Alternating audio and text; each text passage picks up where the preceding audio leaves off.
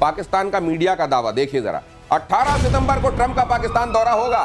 Pakistan media कह रही है भारत जाते या वापसी में इस्लामाबाद आएंगे ट्रंप। पाकिस्तान मीडिया का दावा है। व्हाइट हाउस के मुताबिक 17 से 19 सितंबर तक ब्रिटेन में रहने वाले हैं ट्रंप। तो व्हाइट हाउस कह रहा है कि भाई ये तो ब्रिटेन जा रहे हैं, और पाकिस्तान का मीडिया हमारे ट्रंप आएंगे। लेकिन चाइना बड़ा मारेगा सर, वो आ नहीं रहे और ये कह रहे हैं आ रहे हैं। ये पिटेंगे, इनकी पिटने की आदत है, इसलिए हमेशा गौरव कहते हैं कि इनको कितना भी पीटो उसके बाद झाड़ जोड़ के खड़े जाते हैं कि भाई हमारी तो कोई पिटाई नहीं हुई। ये क्यों कह रहे हैं? लेकिन एक बात आपने नोटिस किया, कह रहे भारत से जाते समय हमारे पास आएंगे। अब भी उसमें हम आते या जाते में, आते जाते समय जब भारत से आएंगे, इसका मतलब इन्होंने आइटनरी बना लिया कि वहां जा रहे हैं यूके में, वहां से भारत आएंगे। जब भारत से जाएंगे तो हमें भी हेलो करते निकल जाएंगे। अब ये कौन सी बात हुई? नहीं, असल में क्या, कोई ना मुद्दा, ना कोई लिस्ट, ना फहरिस्त। मुझे लग रहा है मेजर गौरव आर्य कि एक बार टेबल पे बैठ के खाना खा लेने पर मुनीर को ये लगने लगा है कि शायद वो रिक्वेस्ट करें तो आते जाते में रुक भी जाएंगे। उनको ये नहीं मालूम है कि न जाने कितने टेबल वाले हैं जिनको अब वो टैरिफ चिल्लाने लगे हैं। तो ये शायद इसी खुशफहमी में इन्होंने ये बात कह दी होगी मीडिया को। पर ये बात पाकिस्तान की एक ताकत है जो भारत के पास भी नहीं है। ये मैं आपको आज बता दूं।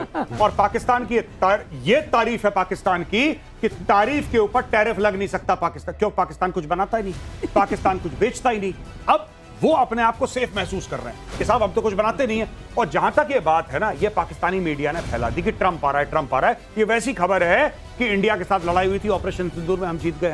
अब झूठ तो बोल ही सकते हैं, झूठ बोल दिया इन लोगों ने। तो मैं एक डिस्क्लेमर चला रहा हूं, मेजर गौरव आर्य ने कहा कि लेकिन यहाँ पे चैनल चल रहा है इसलिए जिम्मेदारी के साथ मैं कह रहा हूं, बनाते हैं वो लोग थर्मोकॉल और गत्ते के फाइटर जेट्स बनाते हैं, आप ऐसा कह रहे हैं? हाँ, ऐसे वाले। और कटोरा भी आप भूल गए, बताइए। और अगली खबर देखिए, बलूचिस्तान में पाकिस्तानी सैनिकों पर 2 अटैक।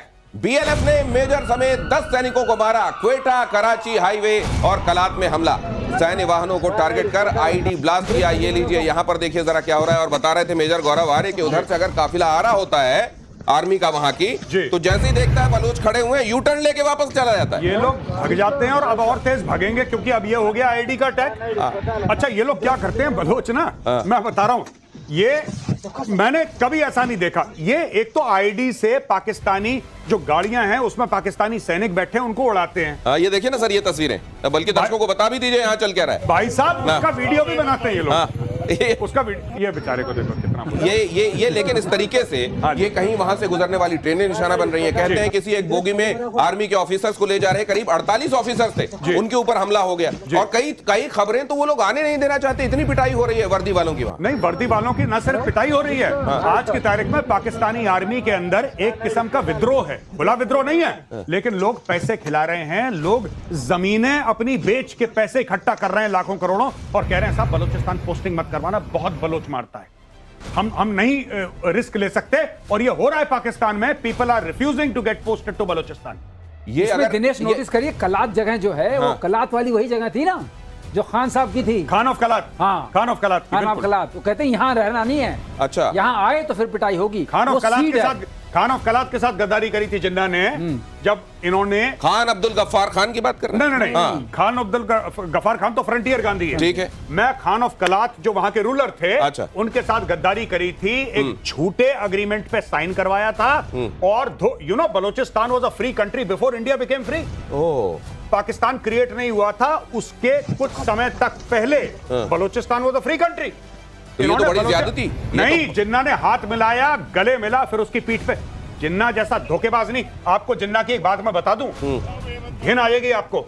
जिन्ना का एक पारसी दोस्त था, उसकी 14 साल की बेटी, जो उसको मतलब मानती थी कि मेरे बाप का दोस्त है। जिन्ना उस अपने दोस्त को, जिसके साथ जिन्ना ने हम प्याला हम निवाला, उसको अपना भाई मानता था, उसकी 14 साल की बेटी के साथ जिन्ना भाग गया था। भाई, ये जिन्ना का कैरेक्टर है, ये जिन्ना का कैरेक्टर है। और ऐसे कैरेक्टर वाले जिन्ना कायदे आजम है पाकिस्तान के। पाकिस्तान ने तुर्की के साथ ड्रोन डील को रद्द किया। अगली खबर देखिए, 7,500 करोड़ रुपयों की ड्रोन डील रद्द। ऑपरेशन सिंदूर में फेल हुए थे तुर्की के ड्रोन। भारतीय एयर डिफेंस सिस्टम ने तुर्की के ड्रोन को नाकाम कर दिया था। ये हिमाकत कि भीख मांग के हथियार लेने वाला देश कह रहा है हमको तुम्हारे ड्रोन नहीं चाहिए। देखो, ये पहली बार हुआ कि एक सही काम किया। जो ड्रोन किसी काम के नहीं है उनको लेके क्या करना था।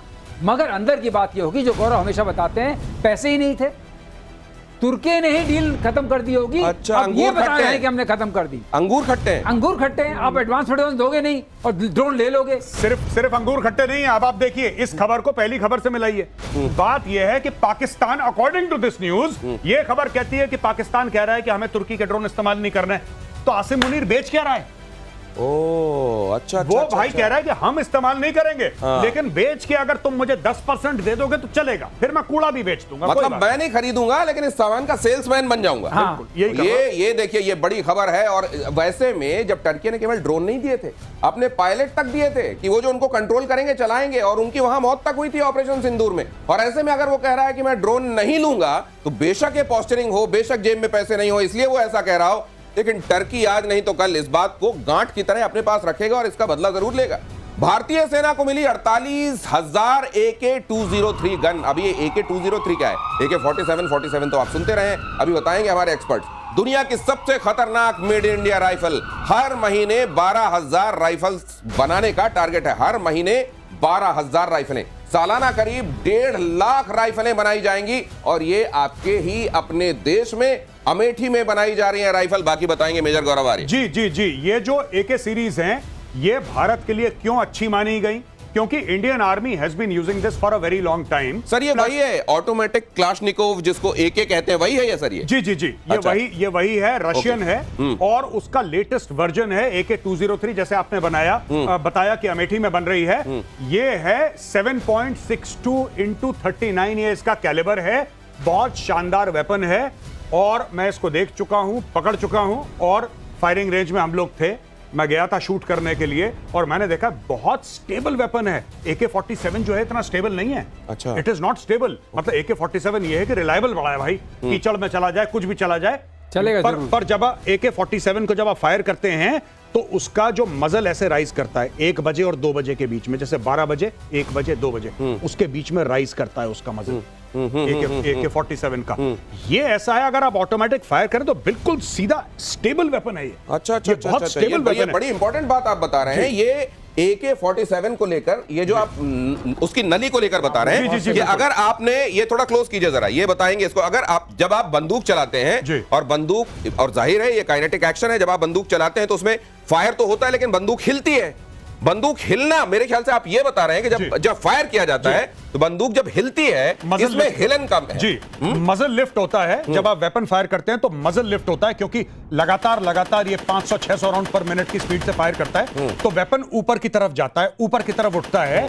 AK-47 में बहुत होता है ये, लेकिन AK-203 में इसका लिफ्ट बहुत कम है, और ये वेपन एकदम स्टेबल रहता है। तो जैसे आपने ये फायर करा, तो ये ऐसे लगातार फायर करेगा, और लिफ्ट इसका कम है, यानी कि एक्यूरेसी बहुत ज्यादा है। मतलब आप ये कह रहे हैं कि AK-47 के साथ तो ये था कि वो कीचड़ में चला जाए, पानी में चला जाए, कहीं भी अगर चलाओगे तो चलेगा, लेकिन इसकी खासियत यह है कि चलेगी भी, और निशाना भी एकदम अचूक रहेगा, हिलेगी नहीं। और इसके लिए सबसे बड़ी बात यह है कि आपको इंडियन आर्मी को इसको कोई भी हथियार आता है, आपको सिखाना पड़ेगा। इंडियन आर्मी का कोई भी जवान या अफसर, उसके आंख में पट्टी बांध दीजिए और उससे कहिए, भाई साहब ये AK सीरीज का वेपन है, वो अपनी नींद में आंख में पट्टी बांध के रात के 2 बजे उसको फायर कर लेगा। उसको सिखाने की जरूरत नहीं है, क्योंकि उसने कश्मीर में, उसने सियाचिन में, उसने नॉर्थ ईस्ट में, उसने ऑपरेशन पवन में, उसने हर जगह तो यूज कर रही है AK सिखाने की जरूरत नहीं है। AK सिखाने की, लेकिन आप इसको श्रीवास्तव सर, आत्मनिर्भरता के मामले में एक और बड़ा कदम भारत ने उठाया। बहुत बड़ा कदम।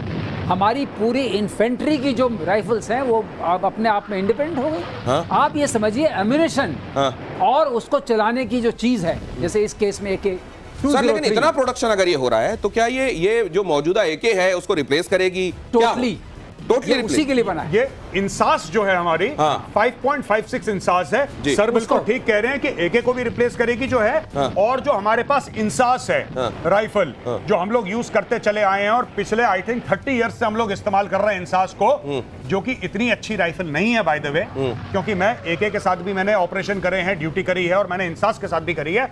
मैं जिम्मेदारी के साथ कहता हूं कि AK platform is 100 times better than INSAS. मुझे कुछ भी हुआ तो मुनीर जिम्मेदार, इमरान ने कहा। मुनीर के आदेश पर कार्रवाई कर रहे हैं जेल के ऑफिसर।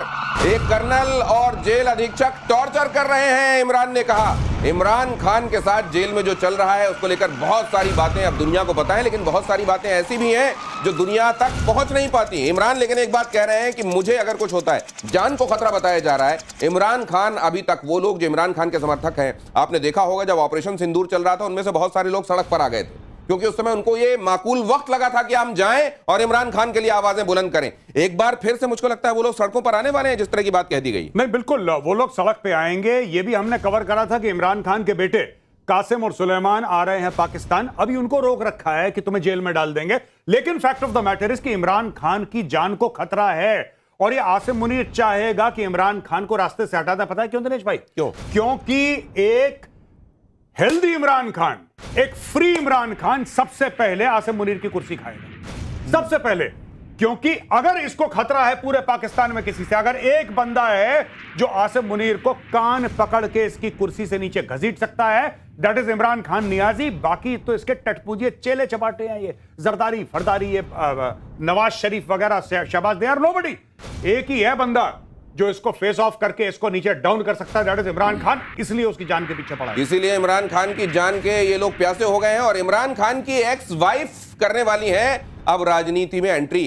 रेहम खान ने पाकिस्तान में बनाई अपनी पार्टी।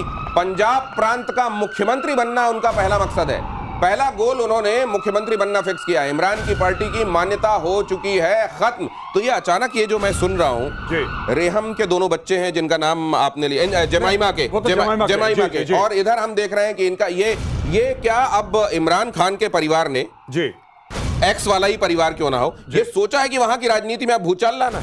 देखिए, रेहम खान डे वन से जमाइमा गोल्डस्मिथ इमरान खान के लिए खड़ी रही, चाहे वो डाइवोर्स हो गया कोई बात नहीं। जमाइमा गोल्डस्मिथ कभी इमरान खान के खिलाफ नहीं बोलती, रादर इमरान खान के ऊपर जब जुल्म हुआ तो गोल्डस्मिथ खड़ी रही उसके साथ।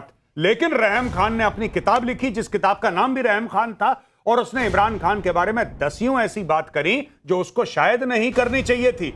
आज की तारीख में मैं आपको खुल के बता रहा हूं, आप चेक कर लेना, ये बात सामने सच निकलेगी। आज ये मेरी प्रोफेसी है, मेरी भविष्यवाणी है, रेहम खान को आईएसआई लेकर आई है। एब्सोल्यूट। और रेहम खान को आईएसआई लाई है, इसको प्लांट करा गया है। और ये जो है ना, क्योंकि देखो घर का भेदी लंका ढाए, इमरान खान को कौन गिरा सकता है? आसिम मुनीर की औकात नहीं है। उसको घर का बंदा चाहिए जो उसको पीछे से चाकू उसकी पीठ पे मारे और उसके साथ गद्दारी करे। वो करेगी रेहम खान, आप लिख के ले लेना, लिख। और ये क्या बोलेंगे, एक और बात बता दूं, ये जब उसके बेटे आएंगे ना, दोनों जमाइमा गोल्डस्मिथ और इमरान खान के दो बेटे जब आएंगे यहाँ पे, तो क्या बोलेंगे कि वो यहूदी है। ये मैं अभी स्क्रिप्ट बताता हूं आईएसआई की, आईएसपीआर की। ये बोलेंगे वो यहूदी है। ये दोनों बेटे कौन हैं? तो ये तो यहूदी की मां से जन्म लिया। मेजर गौरव जी, ये रेहम का इस्तेमाल किया जाएगा अब इमरान के खिलाफ। आपने तो पूरा फैमिली गेट टुगेदर जी, ये अब आपने फैमिली की बात की जी, तो क्या रेहम को पिच किया जा रहा है इमरान के अगेंस्ट? जी, रेहम ऑलरेडी इमरान के अगेंस्ट है। हाँ। पर रेहम को अब फॉर्मली पिच, रेहम की किताब आप पढ़िए, हाँ। क्लियर आपको पता लग जाता है इमरान खान के ऊपर पूरा जहर उसने उगला है। हाँ। और हो सकता है सच हो झूठ हो, वो बात अलग है, लेकिन हस्बैंड वाइफ का एक रिश्ता होता है, आपको पब्लिक नहीं करना चाहिए। जो भी गलत करा सही करा। आज की तारीख में रेहम खान जो है, रेहम खान इमरान खान का, रेहम खान को जानता कौन है? ये तो जर्नलिस्ट है, ये तो जर्नलिस्ट थी।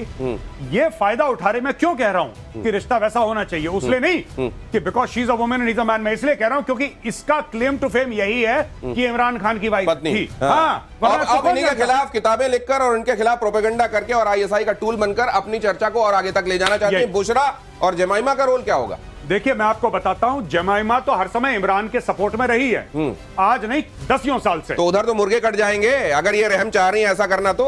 अब देखिए, इनको भी ना, बुशरा बीबी को भी पीटीआई की लीडरशिप के कुछ लोगों ने साइडलाइन कर दिया। वहां पे बहुत बड़ा गेम चल रहा है भाई। ओके।